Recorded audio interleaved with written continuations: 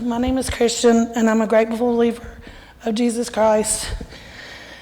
And I used to suffer from addiction of illegal substances. I'm delivered from that now. But I suffer from codependency, overeating, sometimes anger. So y'all just pray for me as I'm doing this testimony because I'm nervous. I grew up in a dysfunctional family. It was my parents, my brother, and myself, my younger brother. My mom is a nurturer, she still is. My dad was a disciplinarian, he still is. My brother is 3.5 years younger than me. We were the typical siblings. We loved each other, we loved to fight, but we took up for each other. We still do. I was born while my dad still was in college. He went to Campbell. So I tell people I went to Campbell too, even though I didn't. We moved to Spring Lake, North Carolina when he graduated. We lived there until I was about 6. We went to church when we lived in Spring Lake. He was offered a job in Greensboro, and my parents are from around this area, so my mom basically told him if he didn't take the job, he would wake up one day with no children and no wife. So we moved to Kernersville. That's what I consider my hometown. When we moved there, we got out of the habit of going to church. We weren't rich, but we weren't poor. I realized that we weren't rich, but we weren't poor, but my parents made sure we had everything we needed. I realized I had a good life, and they made sure we had most of what we wanted. I was good in school. I had plenty of friends. I always took up for people, and I still do. I think I may have been a bully to the bullies. I started making poor choices in middle school. I was still making good grades. In high school, I started to let my poor choices and make my grades tank.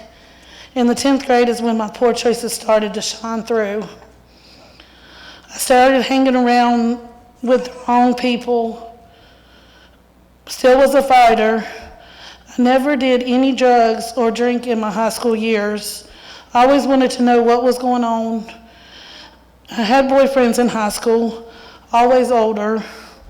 One was Adam, my husband. The rule in my house was your boyfriend could only be 2 years older. Well, rules were made to be broken. My parents now knew I dated Adam, but they did not know he was 4.5 years older than me. As an adult, I realized we didn't have much in common, but God had a different plan. 1 Corinthians 13:7.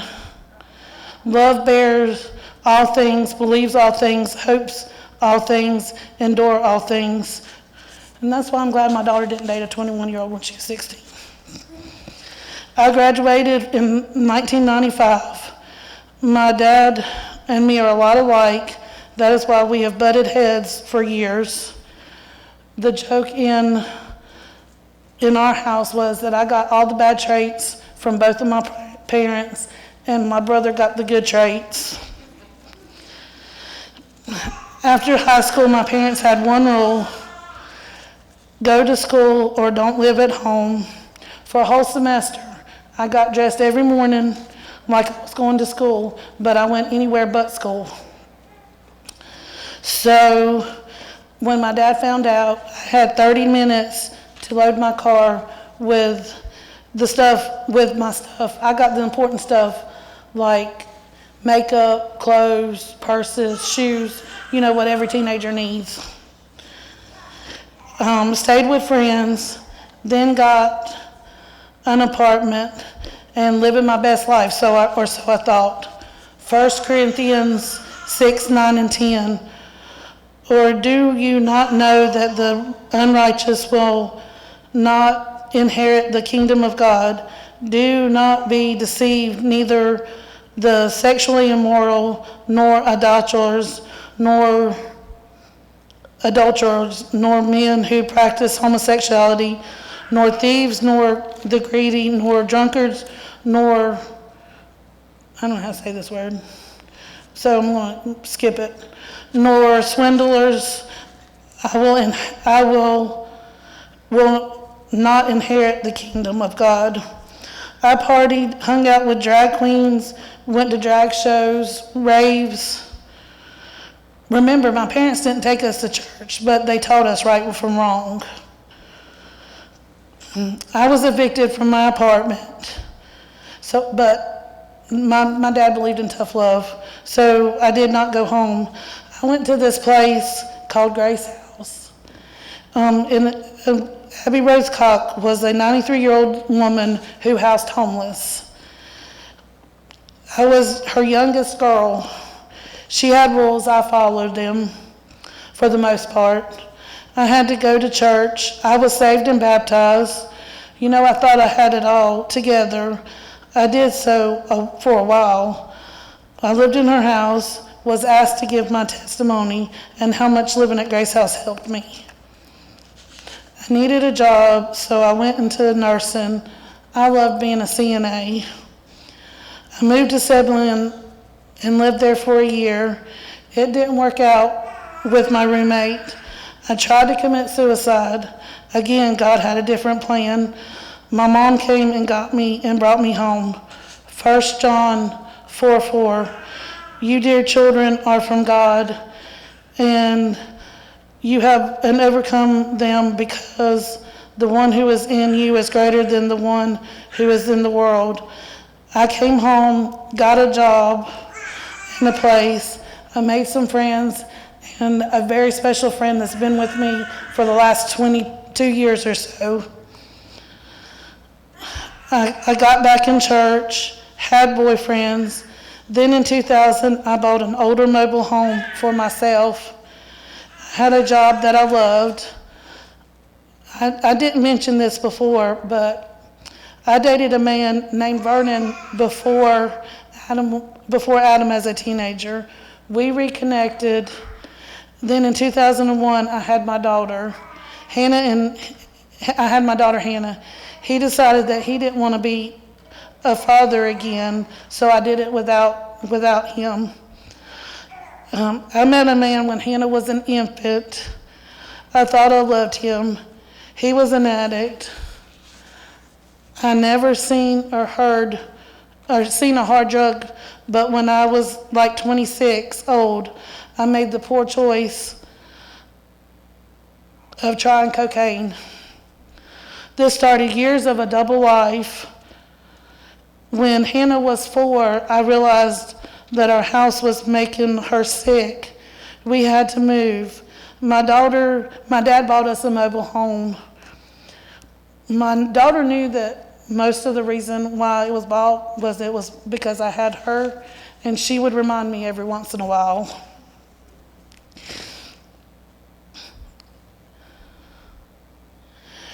When we got in that home, I'd let Hannah get on the church bus. And I told them I would start going when I got my life together. I had that wrong. I should have gone to church to get my life together. My double life came to a head when Hannah was about 5.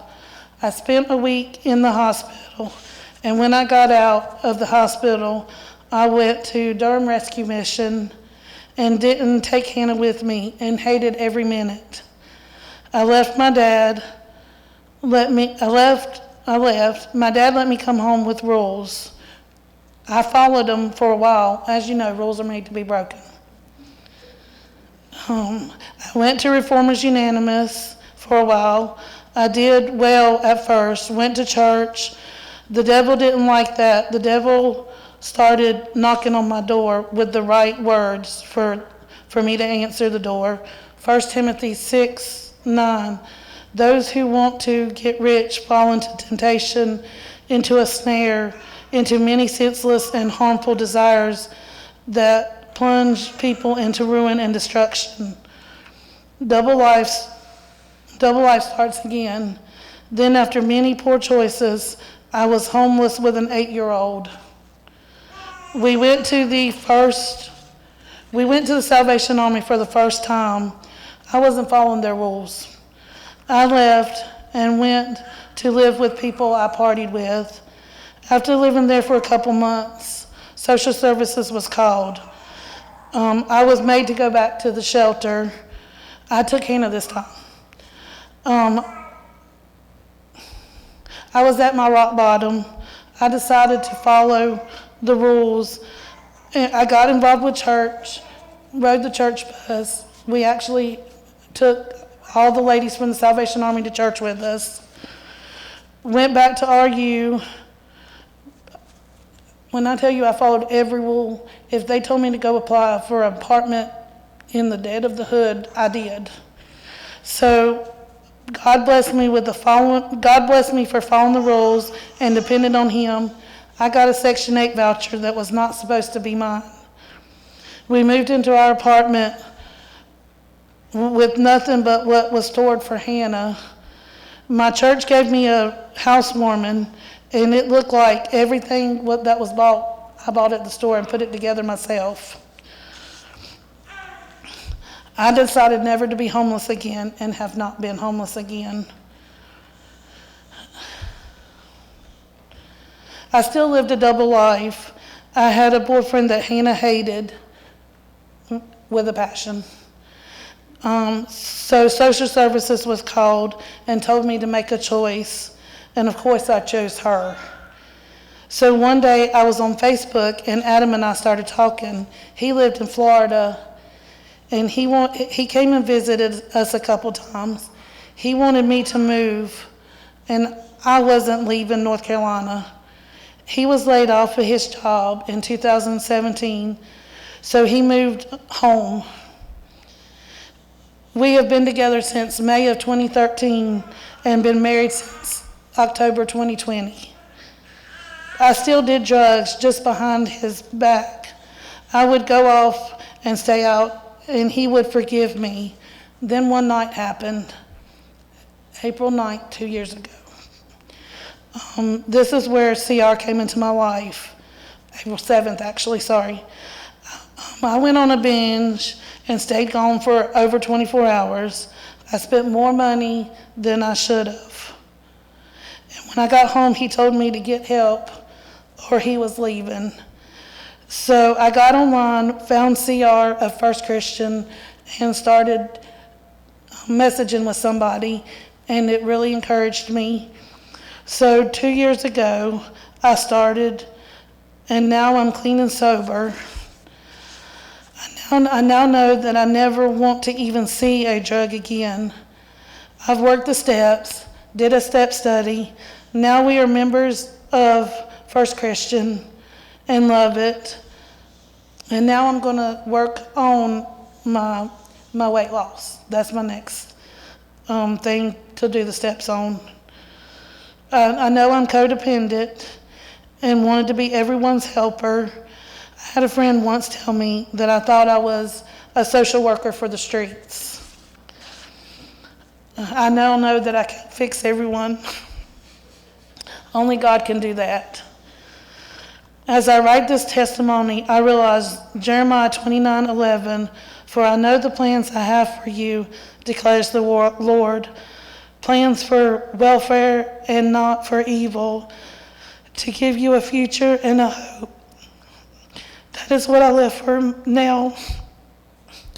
My favorite verse and what I think has been my life theme is Romans 8:28. And we know that all the things that happen to us is working for our good if we love God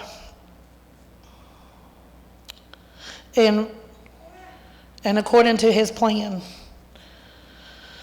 I love my CR family. I have a relationship with my daughter and my granddaughter, which is sitting right back there. Me and my husband are happier than we've ever been. Get along with my family and my extended family. Thank y'all for letting me share.